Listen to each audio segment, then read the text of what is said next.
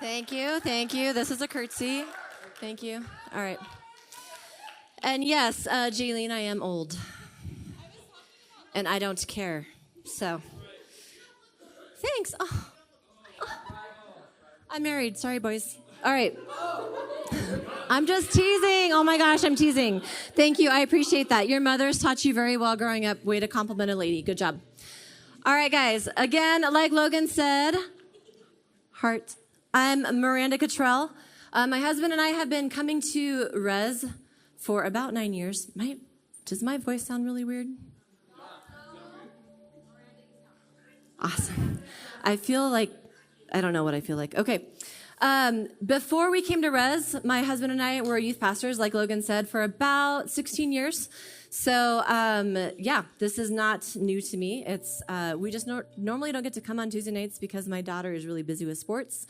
And most of her games all fall on Tuesdays and Thursdays. So, but now that's over. So you get me for tonight. All right. So tonight, I'm going to talk about why your crew matters. All right. We're going to look at two guys in the Bible that one had an amazing crew of people around them and the other one did not. Okay. So the first person we're going to look at, it's actually one of my least favorite stories in the Bible. Can I say that? Okay. I don't like this person and you'll find out why. But God used them. So, you know, all things. It's just not one of my favorite stories. But the story is the story of Samson. Does anybody know the story of Samson? Okay. If you don't worry. I'm going to tell you real quick. Okay. Is it up there? Go to the next slide. All right. The story of Samson. First of all, his birth was foretold by angels. All right. So his parents had a visitor, an angel that said, hey, you're going to have a kid. All right. So that is in Judges 13. He was given 3 things that he should never do. The first thing was to don't ever drink beer or wine. The second thing was to not to eat unclean food. Now, I'm not talking like the 5-second rule, like dropping food on the ground, unclean food. Unclean is like ritually unclean or ceremonially unclean, things that were like bottom feeders. Yeah, so like they couldn't eat pigs because pigs eat slop, right? So there's stuff like that they couldn't touch dead things, all right, because that's considered unclean, all right? So those are some of the things such as unclean food. They couldn't eat food that was offered to, like as a sacrifice to other gods, because that was considered unclean, okay? And the third thing he was not supposed to do ever was cut his hair. All right. So Samson was known as a Nazarene or Nazarite. His hair was long. He looked different. He dressed different. When people looked at him, they knew that he was a Nazarene or Nazarite. He was not your common folk. He looked different. Okay. But he was set apart for God for a certain purpose. Okay. So long story short, after a few chapters later, he met and fell in love with a lady named Delilah, who was not a good person for him. He ended up telling her his secrets after she whined and cried and nagged a very long time about it. And he got a haircut. And when he got a haircut, what happened? He lost all of his strength. Actually, in the Bible, it says that the Spirit of God withdrew and he wasn't aware of it. So Samson had this incredible strength. All right. And it was because he had his long hair. But what I'm going to kind of go back and talk about is actually a lot of people think, oh, if he would have told his secret, if he would have just kept that secret, he would have still been strong. Actually, Samson did 3 things throughout his life that actually cutting his hair was the last thing that he did. It was the final chord, okay? After he lost his strength, he literally brought the house down after God put his spirit back on him, and he literally pulled some really big pillars down and killed a bunch of people. And it's a really cool story. I know that sounds really kind of gross, but the story of Samson is a neat story. Okay, it wasn't just about his haircut, all right? The next slide, there was 3 things that Samson did. There was something that he did that was private. There was something that he did that was public. And there was something that he did that was very personal, okay? And we're going to talk about it. So private means, what did he do when he was all by himself, when he was alone? What was something he did? And public is, what did he do when he was with people? And the personal thing is, what did he share with someone else that he shouldn't have, okay?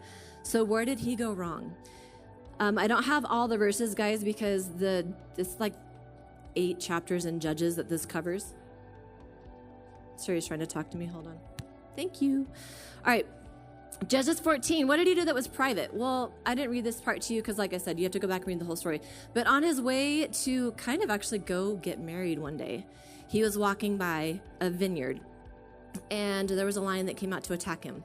And he actually ended up attacking the lion, and he tore it with his bare hands because he was so strong. All right. He left it. He walked away. He went on to the gather his bride, and he came back a few days later, maybe more than a few days. He came back later, and he saw that there was actually some bees that had made a honeycomb, a hive within this dead carcass, okay?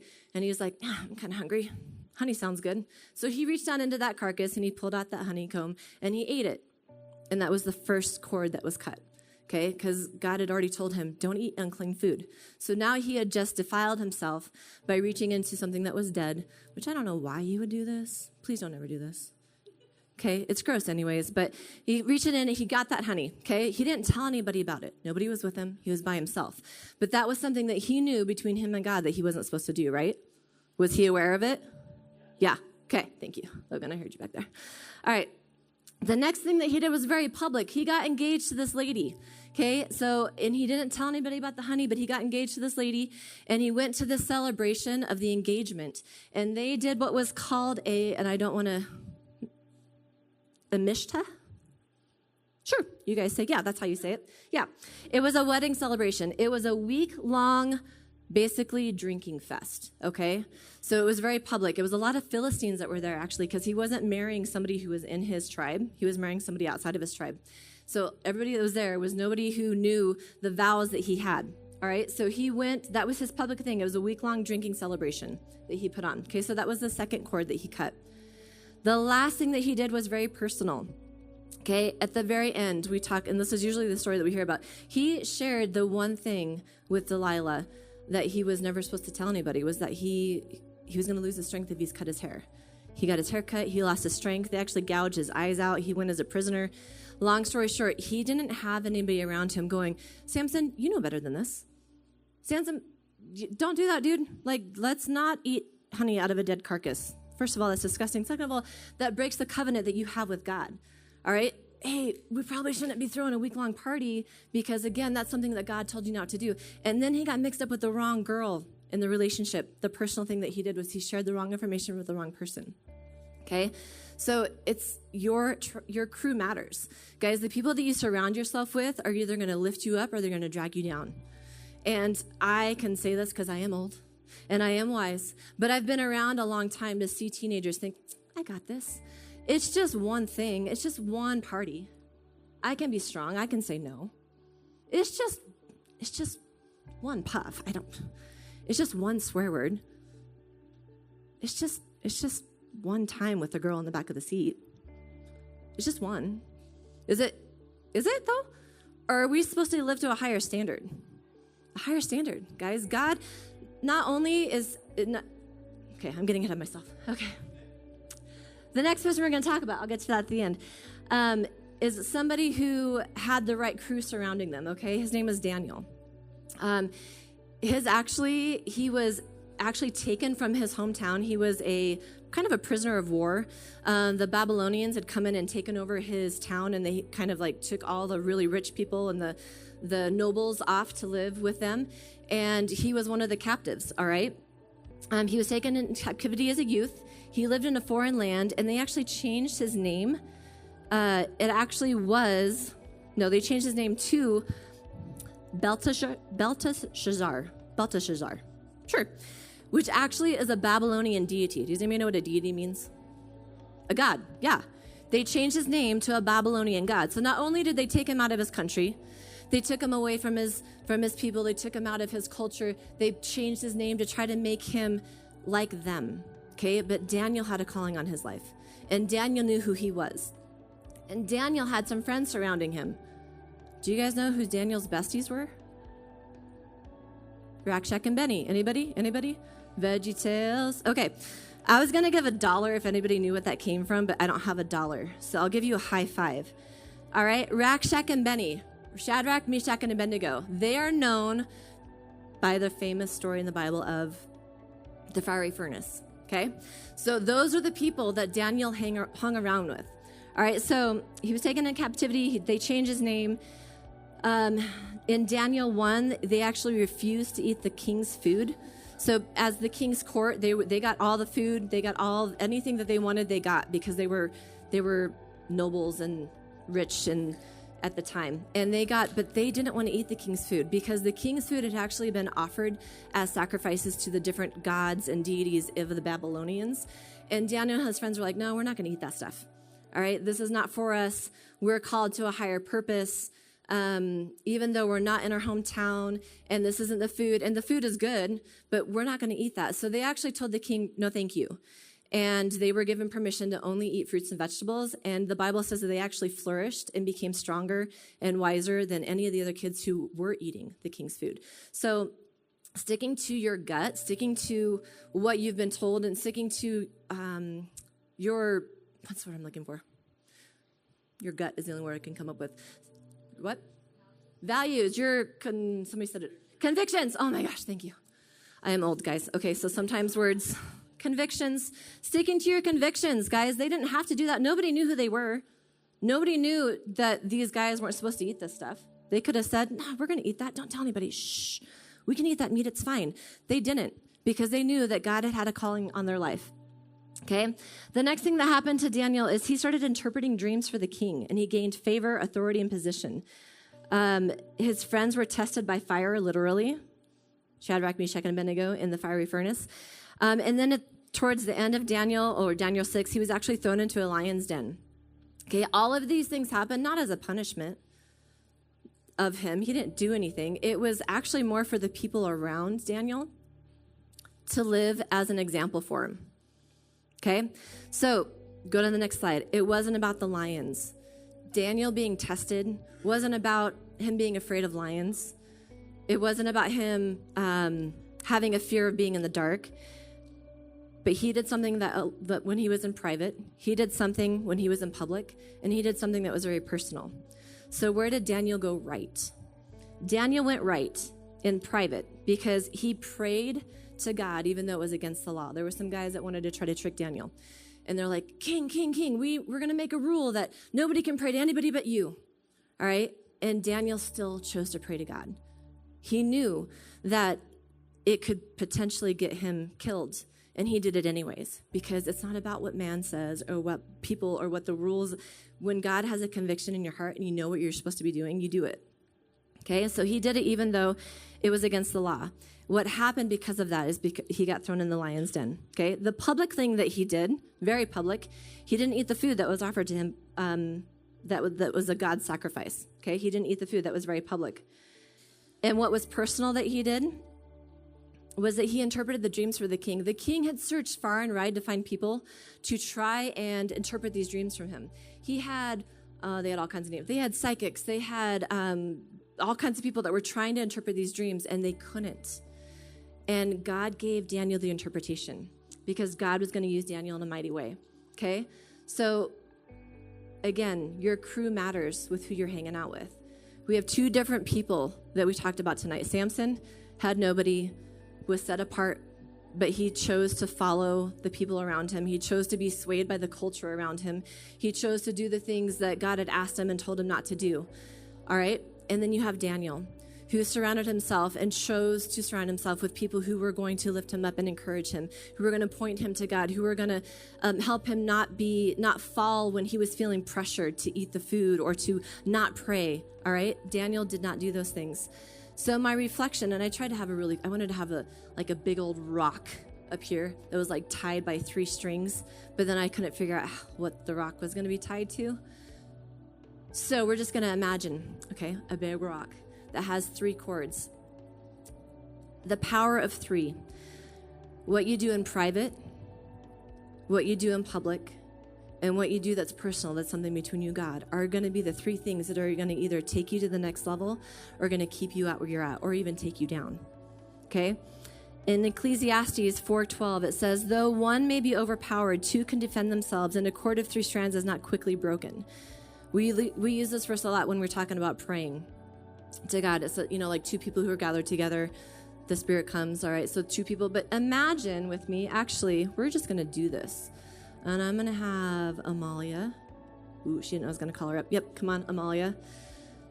All right, Amalia, can you stand on the top row for me? Okay. What's your name? Robert, can I borrow you for a minute? You might want to put your soda down. All right. Now don't hurt her and don't hurt him. Okay?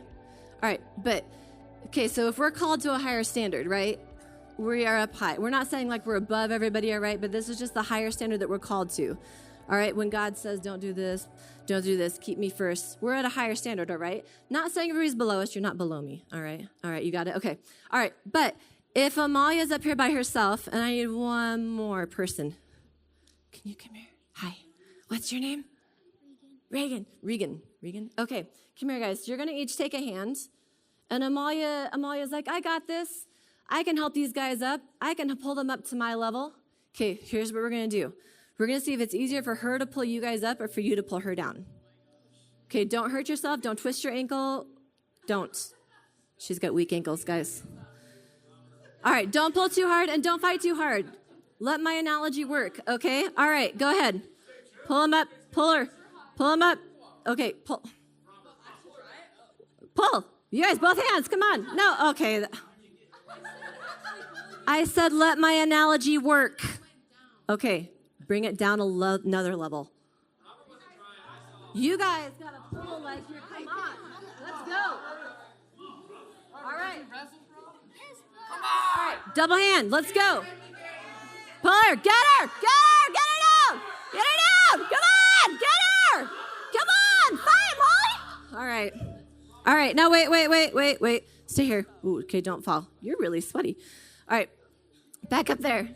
All right. Back up there. You're going to go up top now. Okay? This is my chord of 3. You're up top now. Sorry. It's true. Okay. Now, you guys. This is your third. Let's see. Pull her up there. Or she's going to pull you down. Grab his hand, too. No. Pull. Fight. Fight. Oh. Did you really fight? Try it again. All right. Don't hurt yourself. All right. Go. Okay. All right. Do you guys get what I'm trying to say? All right. When you surround yourself with people, there is like a little, oh, thank you. You guys can have a seat. Give him a hand. Give him a hand. Call it gravity, call it science, call it whatever you want. But when you're trying to pull people up to your level and you're by yourself, it's not going to work. It's way easier to be pulled down by people who are. So there is this little, if you hang out with 2 people who are depressed, you will become the third. If you hang out with 2 people that are partying, you will become the third. If you hang out with 2 people who are liars, you will become the third. If you hang out with 2 people who read their Bible, you will become the third. If you hang out with 2 people that love Jesus, you will become the third. If you hang out with 2 people that are encouraging and that are uplifting, you will become the third. You guys don't understand the power of 3. There is verse after verse after story after story after story of people who are surrounded by good.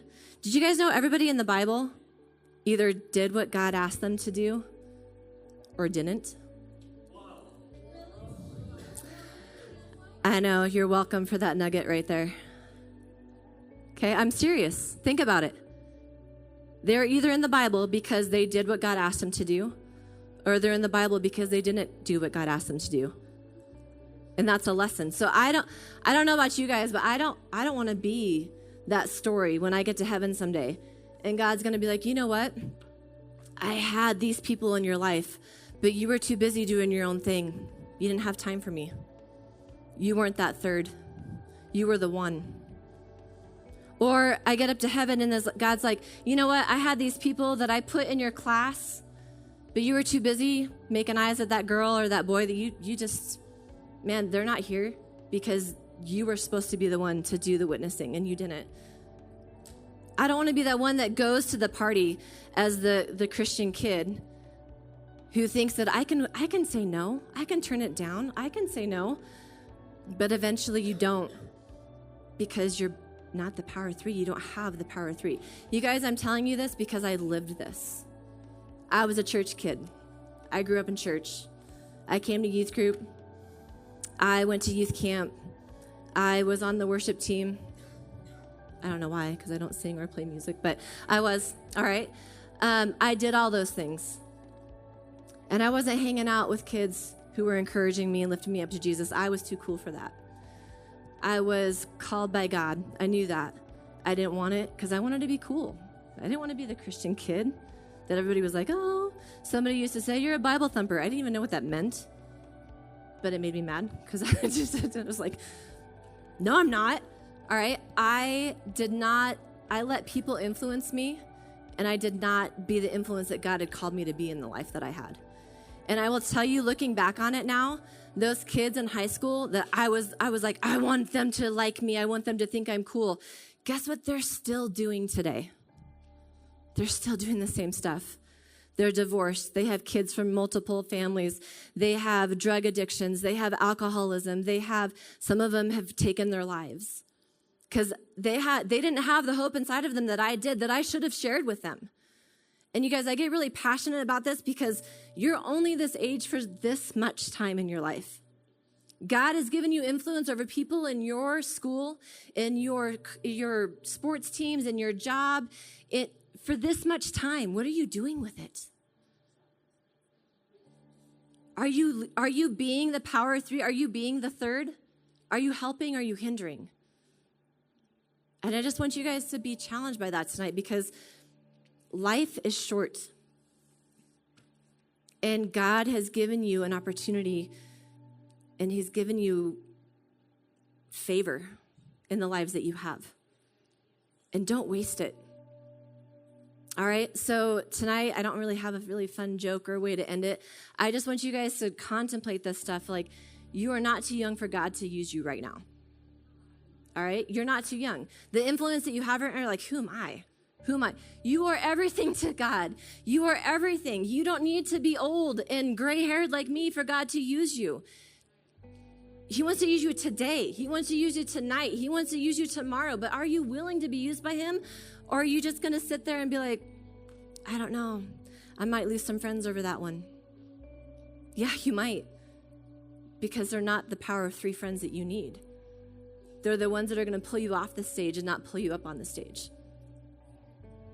All right? So, I want to have you guys close your eyes. And I want you to think about the top three friends in your life right now. Who is your crew? Who's in your circle? Who are the people that you consider your besties or whatever the most current slang is for friends? All right? Maybe some of you have a relationship that you probably shouldn't be in. Maybe some of you have some friends that as you're thinking about it right now, man, I don't know if I should be as close to that person. I don't know if I should be sharing this information with them. I don't know. Maybe there's something that you know that God has called you to do, and you are not living in your calling. Maybe you're not being the example in the school. Maybe you're not being the example in the youth group that God has called you to be. So in just a second, I'm going to pray. And if you have some friends or a relationship that you know is not good for you, I want to pray for you guys. Because the enemy of our souls is out there to steal, kill, and destroy. And the way that he can do it is through your friends and through your relationships. That's an easy access he has. All right, so we're going to pray in just a second. And right now, if you have somebody in your life, your eyes are closed, all right? And we're not pointing. Hopefully nobody's in this room that you're pointing at. Okay, just raise your hand if you're like, I know that I've got some friends that I probably should not be around. I know that I'm in a relationship that I probably should not be in. Maybe you're doing something in private that you're like, I know this does not glorify God. Maybe you're doing something in public that you're like, this does not bring glory to God. All right. Let's pray, and then I'm going to hand it over to Logan. God, I thank you so much for tonight. God, I thank you for the openness, God, of us to look at our hearts and to look at our lives and to realize that maybe, God, we're not making the best choices for our lives with our friends and with our relationships. God, help us to remember that we are your children. You have called us by name. You have set us aside. You have a calling on our lives to live for your purposes.